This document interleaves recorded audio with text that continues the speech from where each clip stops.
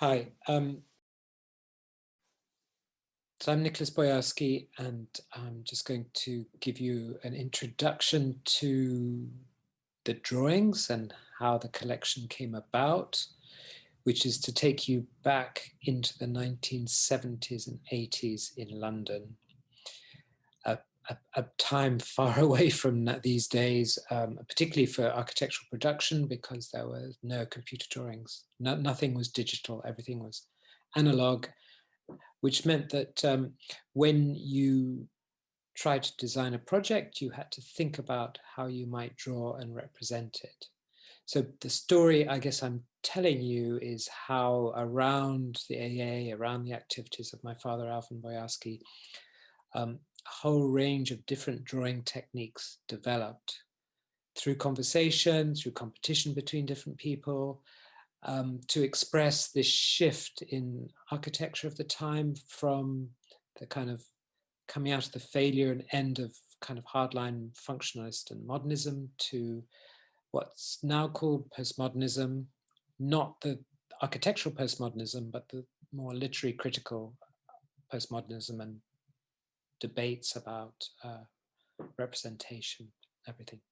So the other thing about London is, I don't know how many of you know it, but the center of London is predominantly made of these terrace houses. The image on the left is the Architectural Association, the three buildings that comprise the AA at the time, with the Collapse of Time monument in front of it by John Haydock. The image on the right is my family home. It's where I grew up. It's where Alvin and Elizabeth, his wife, lived, and not far from the AA. But you can see that there's a kind of, it's interesting that the AA at the time was very much domestic, or still is. It was living in a house, really, as a school of architecture. So here's Alvin in 1983 in his office. Having been at the A since 1971, I think he became the chairman. He really transformed it quite radically, and out of this transformation, a huge emphasis developed around drawings. Architectural practice in education before that was very different. People didn't really draw and design. It was more about technology, it was about different systems, and there was no real focus on drawing and speculation that drawing could bring. So this comment, "We fight the battle with the drawings on the wall," is Alvin at his most kind of provocative, should we say, so that in other words, what matters to him and to his generation and the people he was involved with was that architecture discussion evolves around the drawing. And just to give you a tiny sort of little history of Alvin, here he is in Chicago before he came to London. This is a period of intense post-1968 rebellion, riot, challenging of authority. And Alvin was very much involved in this. He was the faculty representative in a huge sit-in around the protests in Cambodia. And this was the time when the Nixon and the American government were really reacting against student riots. And there was a terrible event at Kent State when a number of students were shot by the National Guard. Why I'm showing you this poster is because it was produced by the architecture students at Chicago Circle, where Alvin was associate dean. So there was this whole ethos about students making and preparing documentation. The School of Architecture became the strike's central headquarters. So out of this, Alvin set up, and this shows in the exhibition, you can see this, he set up this global idea of a school called the International Institute of Design, and it lasted for 3 years. There were 3 6-week-long summer sessions in London, where, coinciding with jumbo jet and transatlantic global air travel, he was able to bring together many, many important figures to discuss and debate architecture and education. So the first event was advertised by these stamps, which you will see in the exhibition. And the idea was that you would send a poster and the stamps to different schools or whatever, and you could tear out the stamp and stick it on. Here you can see some of the people he was bringing together who he wanted to take part in the event. The second one in 1971 was advertised with postcards. So again, the postcards were sent out to invite people from all over the world to come. You must appreciate in 1971, 1970, people didn't travel, so this was something really interesting. And also people were really trying to react against very old-fashioned and traditional notions of architectural education. So this slide, this postcard is in the exhibition, and it's really interesting as a model of architectural education. It's based on the London tube map, but the different colors show different, should we say, pedagogical outcomes you could follow with interchanges. I love the small circles. They're called cross-fertilization and interchange. So this was an idea of an education system that wasn't rooted in academia, it wasn't rooted in kind of universities. It was something much more flexible. And when he came to run the AA, you can see this is one of the early graphic organization methods to control, to structure the school. And you can see some of these graphics begin to come through. And it's very interesting, right in the middle, you see Charlie Jenks, and at the bottom, one of his earliest mappings of what was happening in history of modern architecture.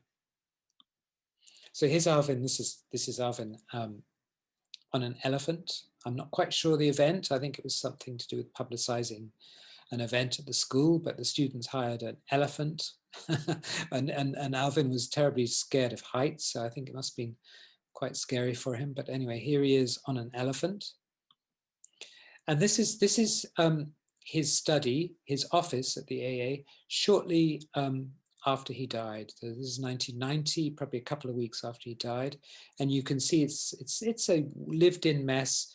You can see there's a lot of publications on those bookcases behind, and you can see on the wall are some of the drawings that are in the show. This is the image on the left is another selection of drawings on the wall, and on the right, after he died, all the drawings were removed from his study at the A and taken to his home, where they've been on the walls until they've started traveling. So they've never been seen together until this moment. So this is just a kind of showing a drawing, showing how all the different drawings are arranged throughout our house when they're not in Taipei or elsewhere.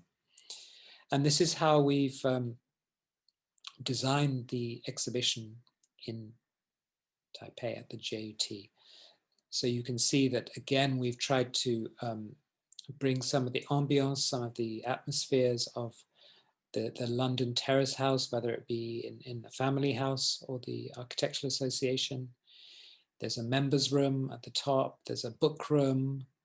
The lower levels show the summer sessions. And hanging through this is the bookmobile, which is this hanging thing that you'll see. So this is the members room. This is something that was important at the age, was this idea of traveling and showing off, showing what the AA was about, and kind of telling the rest of the world that there are other methods of engaging with architecture and education. This is a traveling exhibition that went around the world in 1973, designed by Peter Cook. And this is a mock-up of one of the rooms in the AA itself, called the members room. And this mock-up was sent around the world. Drawing, I mentioned drawing before. This was the culture of the AA. This is really, I mean, you know it as students. You have long nights and you begin to discuss drawings, and you haven't slept all night, and there's a kind of ferocious jury who kind of tear you apart, or that's what it feels like. And this was really the culture of the AA at the time. So here you can see my father obviously not happy by the students' work. You can see Peter Cook, you can see Daniel Weil, and you can see Nigel Coates. And all of these characters have drawings within the exhibition. Here you can see other examples of the drawings being kind of rigorously commented on, interrogated, discussed. The whole discourse of education was really around the drawing. And I'm going to sort of conclude with some images of conversations that are behind the drawings. It's very important to understand that in this kind of nurturing ambiance environment of the AA, that drawings were exchanged and traded, and conversations were very live and informal. None of the drawings in this collection were acquired or purchased by Alvin. They're always given to him by friends and former students. And here, for example, we have a conversation with Charlie Jenks, who you've seen earlier on in 1971, Peter Eisman on the left and Alvin on the right. And this is a spoof, this is a trick played on Charlie Jenks that Peter and Alvin cooked up.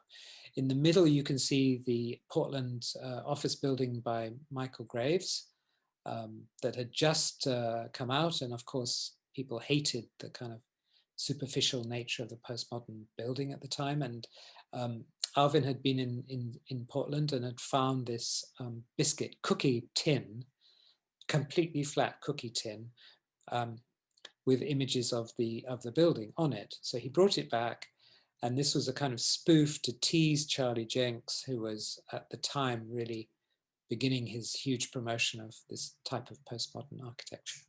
So you can see there's a banter, there's an exchange, which I think is really important in this idea of ambiance. Here you can see a really early picture of Zaha as a recent graduate with Alvin. Completely different idea of Zaha than you knew as a sort of superstar. She was actually quite a shy, retiring, but also incredibly precise draftsperson. Note that the fashion she's wearing was made by a kind of alternative design company called Riot. And here they are at the end of year exhibition in 1980, just gossiping and talking. All of Zaha's fame is ahead of her. You know, nobody knew what would happen at this point to her career. And this is the AA showing early exhibition of Zaha's work just after she won the Peak competition, which Alvin was really instrumental in sort of supporting her.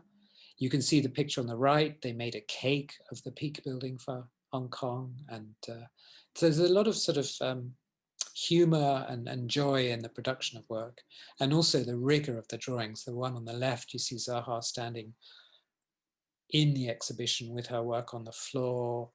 You can see some of her better known projects on the walls. Another conversation which you can trace through this exhibition is that of Peter Wilson. You can see some very early work, and you can see some more recent work.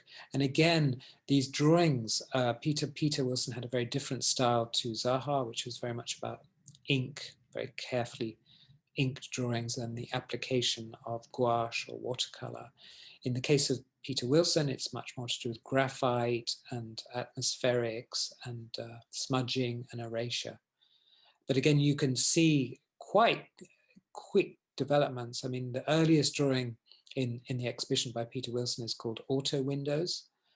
And that's maybe 3 or 4 years leading up to this period where you see the Clanderboy drawing, which is also here. So you can see how, you know, these architects' drawing style were really developing quite quickly and seriously. And I'm going to finish with this image of the collapse of time. This is part of a video which is also in the exhibition. And you can see John Haydock on the left encouraging all the students with the final moments of the construction of the collapse of time. I hope this has given you a sort of flavor of the period and of the collection. And I hope it's kind of let you appreciate the kind of domestic nature, as it were, of the conversations, of the drawings, and how intimate and yet global these moments were. Thank you.